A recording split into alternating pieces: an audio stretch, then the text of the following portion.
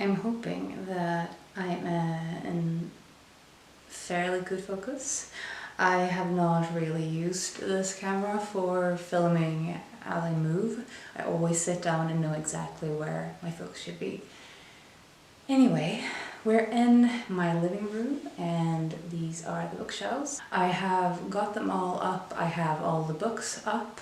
I will include some footage of me unpacking my books after the move. But today I wanted to talk briefly about organizing your books. What kind of systems do you all use?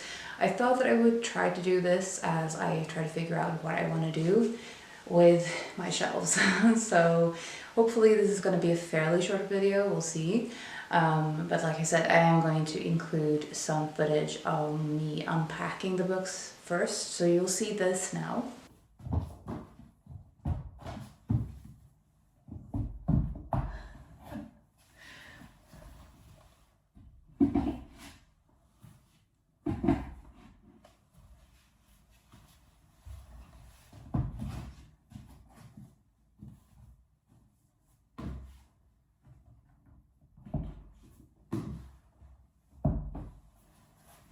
If you're wondering how many books I have, I can tell you that it's almost 1,000. One of the things that I realized as I was packing up my books is that I have a lot of hardbacks and I don't actually love reading hardbacks. I don't love the fact that having a book like this really limits the time of the year that I can read them in. So sometimes it's nice for the fact that it has better quality paper, lasts longer, especially if it's books with artists like this, when you have a lot of pages like this. It's nice to have a hardback version or something that you want to have as a reference for a long time. Obviously they will last longer, but the size of them, the weight of them is very impractical. Impractical, yeah. At the moment, I don't really have a organized way of putting them.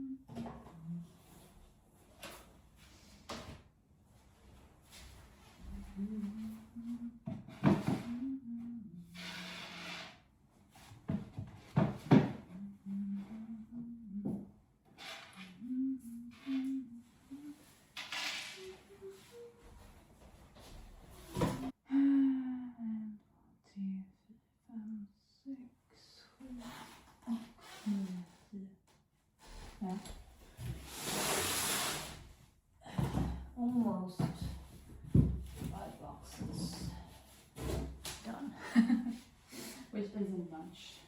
We still have 10 left.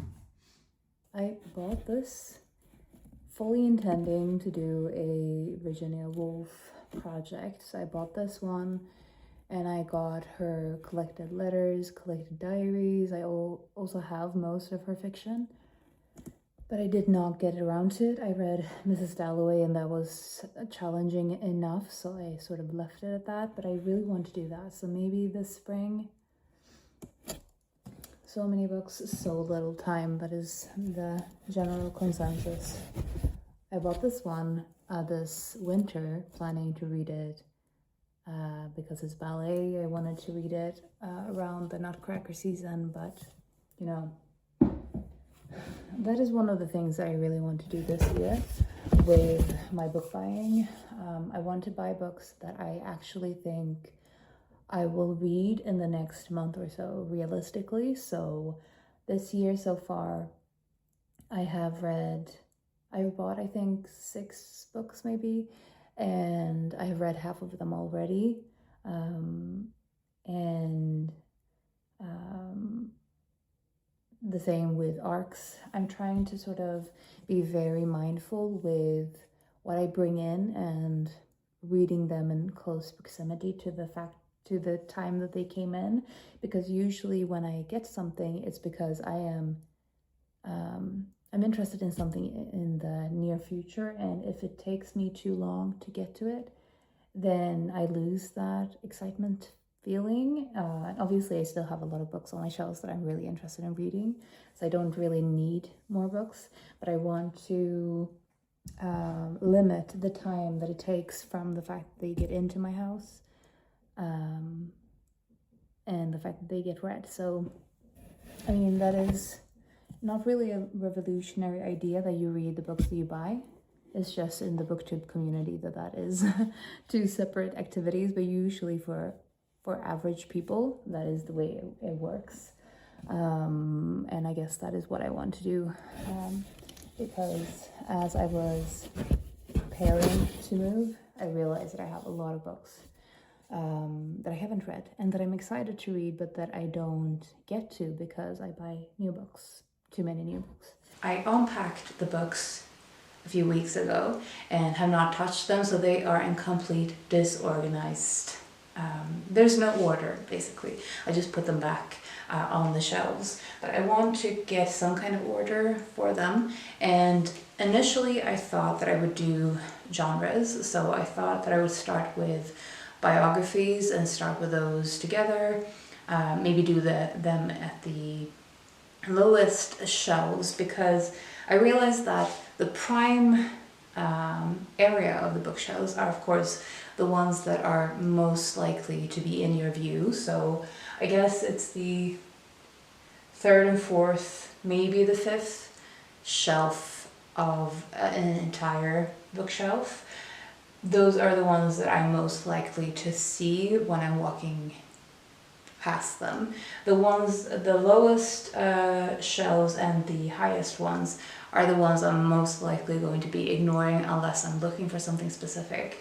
So that has been in the background in terms of where to place certain books and what to prioritize in the mid section, so that I'm actually likely to see a book and likely to pick it up based on where my eye will naturally gravitate.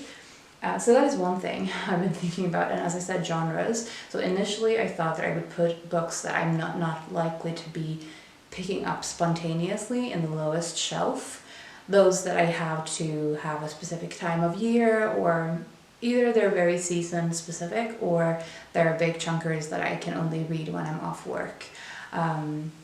Because one of the things I thought about a lot is when on my day-to-day, I usually read paperbacks, audiobooks, or ebooks. I very rarely read hardbacks as my main book, because most of my time reading is either on my commute, on my lunch break, so still in my bag, or in the evenings at home in bed. And because a lot of the time is spent outside of the house, it means that it needs to be portable, and hardbacks is just a no because of the bag I currently use. So paperbacks and ebooks is my main reading when I'm not in the house. And audiobooks is actually something I listen to more when I'm at home and knitting and cleaning and multitasking, basically. So the way I read has also informed what I want to prioritize and where on the shelves and organizing. I want them to reflect my habits as well, so that they're most conveniently organized. So that made me think first that I should put books that require more time, books that are more chunkers and stuff outside of my periphery. But then I realized that as I was putting the biographies together, I realized I have done this type of organizing before, and I have ignored certain sections of my shelves, including the biography section, even though there are biographies on those shelves that could easily work as audiobooks, as ebooks, as some of them are not even chunkers. But I ended up ignoring the entirety of the biography section because they were together, and in my mind I thought time consuming, unpractical, and just ignore them. So I realized that that is not the best way for me to go about it. I think history is the same. If I group history books together, I'm likely to think that they'll be time consuming, that they'll be more, I guess, energy demanding books, and that's not always the case. And I think I end up ignoring those books for whenever I don't have max capacity for time or energy, and obviously that's a very small portion of the year. So I don't want to group it that way because I have done that before. I have ignored big portions of my collection. So instead I thought that I would do themes, which I have done before, and I'm still trying to figure out how to organize them by themes that make sense, that is easy to access or is easy to navigate the shelves, but still makes me excited to read the books. Especially if they're grouped together in the way that you could easily read one after another or in a project, because I love projects, if you don't already know this about me. So I wanted to show you the only 2 shelves that I have organized yesterday as I was starting to think about this, and I had, like I said, planned to do the genre thing and realized immediately that was not going to work. The way I organized my books before moving was not autobiographical, in alphabetical order. And honestly, that doesn't really help me because a lot of the time I don't know the author's name. Maybe I know the title, or I know-ish the author's name, but not exactly. So that is not really going to help me navigate the books. And I'm also very likely to ignore portions of the shelves because it's not a way to inspire me to read more. I guess I want my shelves to be organized in a way that makes me curious when I go to them, that makes me realize all of the interesting books that I own and that I want to read. I guess I want there to be a positive feeling, and alphabetical feels too formal for me, and genres is not, as I said, a good match with me either. So themes is the way I'm going to do it, but I would love to hear how you organize your books. Do you organize by decade, which is something I thought of doing for history maybe, because I do still want to do the Human History Project, which is something I mentioned last year that I want to do. I will leave a link where I talked about it. And I started doing that very slowly, and then I sort of forgot about it, as I do with all of these great projects that I have. But I do still want to do that, and I think maybe I will group together the Human History Project related books that I have bought or that I own that could work for that project, so that it's easy access again. But yeah, I would love to know how you organize your books and what works for you. Do you organize read and unread together, mixed, or separate? I have, I guess, come to the conclusion that I don't want them to be completely separate.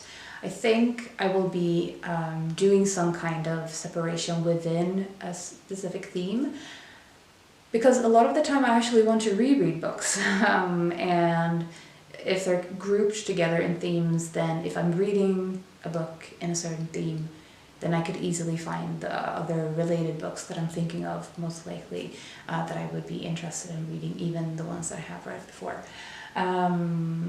Yeah, and as I said, decade was something I considered.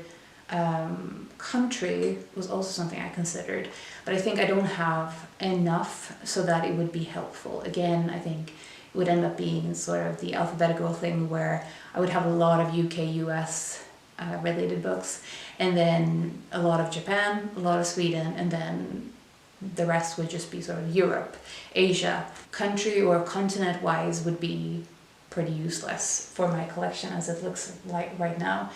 But yeah, so let's have a quick look at two of the themes that I have organized so far. So this is the most, I guess, obvious.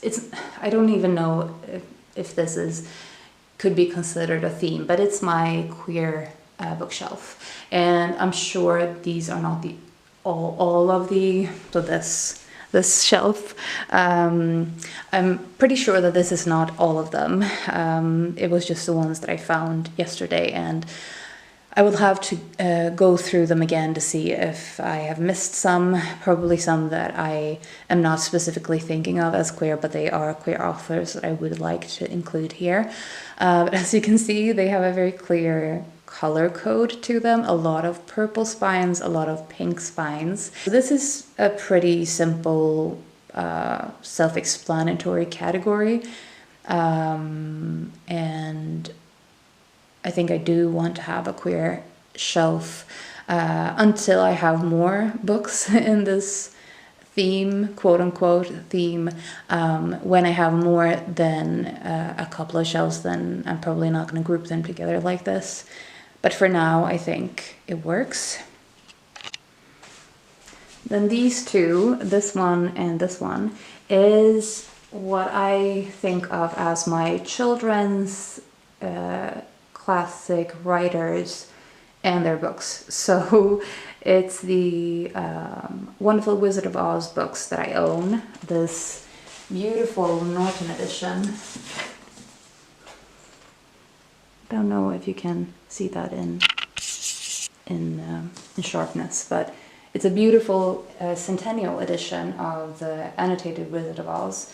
If you don't know, The Wizard of Oz is one of my favorite books from childhood. And so these are also Oz books. And then we have some Tove Jansson books. I don't have all of my Moomin books here, but I will be collecting them together. Yeah, so some Tove Jansson books, some more children's classics. Antoine de Saint-Exupéry is a writer that isn't entirely... he didn't only write children's books, and that could be said for several of these authors, but they are mostly known for their children's classics, so that is why I've categorized them here. Tove Jansson, Astrid Lindgren, Antoine de Saint-Exupéry, a book about children's books, Maria Gripe, Emil, Beatrix Potter, some children's books, more recent ones, Swedish ones, Alice in Wonderland, Alice Through the Looking Glass, and Alice in Wonderland. And then my A. Milne collection, these are his nonfiction books. And then above that is the only one that has a pretty loose theme, and that is just my most current books. So this is an ARC, and these are the ones that I've bought this year that I haven't read yet. So I want to have them very clear because I want to read these, all of the books that I get this year, I want to read quickly after getting them. So that is why they are clearly distinguished from the rest of the collection. And these are books that at first I wanted to have spring books here, and I still think I want to do that. But then I ended up sort of having a books I want to read soon category here instead. So we'll see, but I thought it would fit well to have at least one shelf that was just sort of priority TBR kind of a situation. And of course, I'm always going to have some TBR books and some ARCs, probably. And so I figured that I could have something seasonal or something that I have related to projects or something close to that. So that is all I have organized so far. So I think that was all I wanted to say for right now. I have definitely decided to have a craft shelf. So all of the books related to sewing, knitting, all of the textile crafts I want to collect, and probably going to have some nature type theme, but I haven't decided on how specific to get, whether I should group the animals together, or whether I should group them based on the type of nature. I'm thinking of having one for sports because I have some swimming related ones, I have some walking and cycling related ones. I'm thinking of having something like a gothic theme. What else am I looking? I think the literary fiction is the hardest because with fiction, of course, non-fiction, of course, there is a theme already. With the literary fiction, I'm trying to figure out what is exciting and what is going to make me want to pick up a book. What kind of grouping is actually going to make me more excited to reach for the books. So maybe something like spinsters or elderly women characters, or something like, I don't know, a journey, a road trip, you know, something specific. I think a vibe, I think, would be the type of organizing that would make me most excited. But that would require some work, I think, and that is the reason that I haven't completely thought of the themes. But if you have any ideas of groupings that would be fun, helpful, do let me know. And I think I will leave it at that for now, and maybe I will do a bookshelf tour when I have organized these completely. I hope you're having a fantastic day and start to your spring, and I will talk to you soon. Bye.